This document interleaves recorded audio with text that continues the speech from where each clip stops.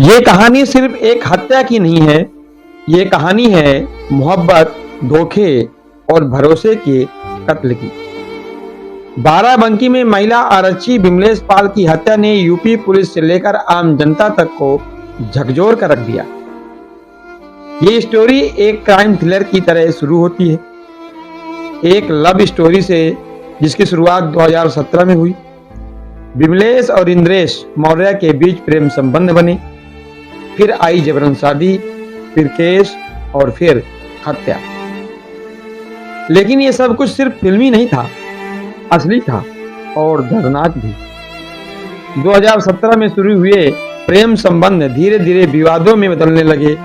विमलेश शादी का दबाव डाल रही थी, लेकिन इंद्रेश टाल मटोल करता रहा। मामला पुलिस तक पहुंचा, रेप और धमकी का केस दर्ज हुआ। मजबूरी में इंद्रेश ने आर्य समाज में शादी की, लेकिन साथ रहने से इनकार कर रहा था। पुलिस के मुताबिक 27 जुलाई को इंद्रेश समीक्षा अधिकारी की परीक्षा के बहाने लखनऊ आया, फिर अपनी कार से सीधा बाराबंकी पहुंचा। उसे विमलेश की ड्यूटी टाइमिंग पता थी।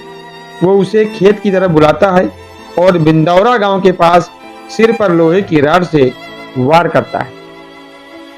हत्या के बाद आरोपी अपने गांव लौट गया और खुद को मासूम दिखाने के लिए लगातार विमलेश के नंबर पर कॉल करता रहा।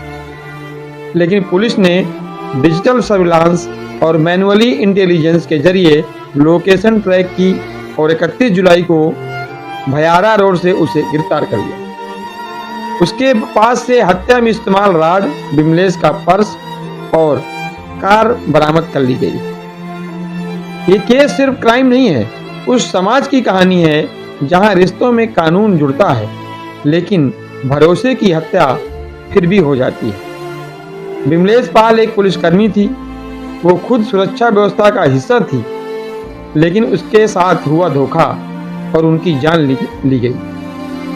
पुलिस की सक्रियता काबिले तारीफ है, लेकिन समाज को भी सोचने की जरूरत है। क्या हम ऐसे रिश्तों में पनपते हैं, जहर को पहचान भी नहीं पा रहे हैं? तो लेता है एक छोटे से ब्रेक के बाद दिखाते हैं कि पुलिस ने आखिर क्या कुछ कहा और किस तरह से हत्या आरोपी को गिरफ्तार किया है।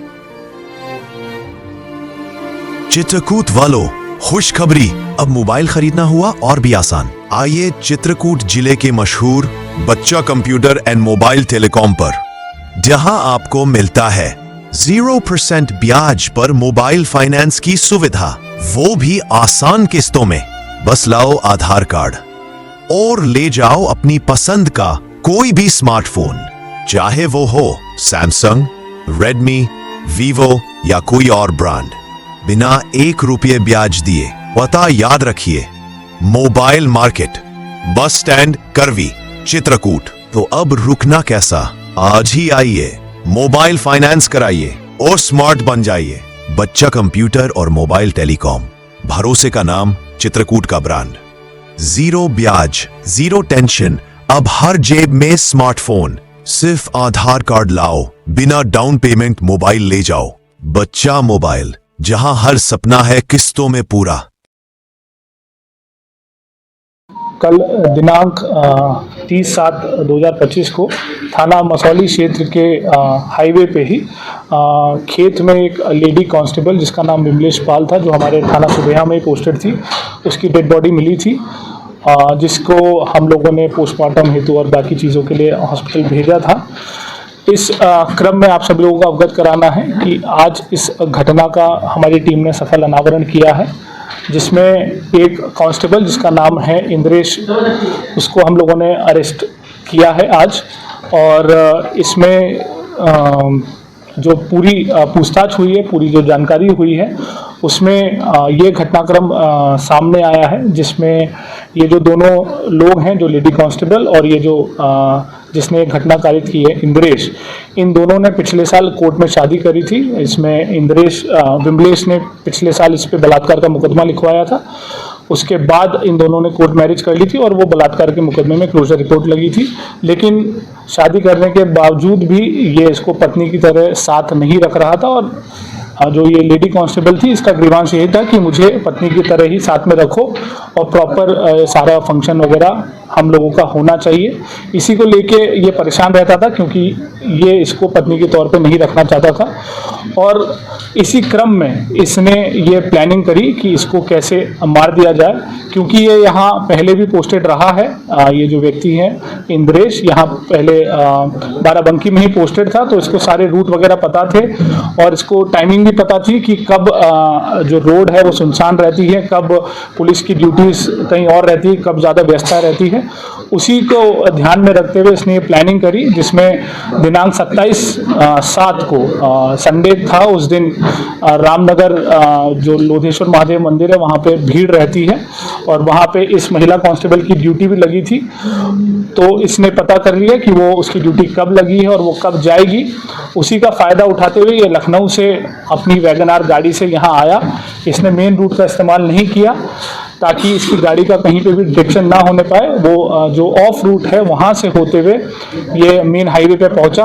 जब ये महिला वहाँ पे जा रही थी, इसको रास्ते में रोका, इसको बातचीत करने के बहाने से वहाँ पे रोका, 10-15 मिनट इनसे बातचीत करी और फिर वहाँ खेत में जब जो ये लेडी कांस्टेबल हैं इनको टॉयलेट के लिए जाना था, तो ये जैसे ही खेत में नीचे उतरी, ये पीछे से उसको धक्का देके उनका गला दबा दिया, जिससे वो अधमरी स्थिति में हो गई और फिर अपने कार के जो पाने से इस महिला के सर पे 3-4 वार किए, जिससे उसकी वहीं पे मृत्यु हो गई।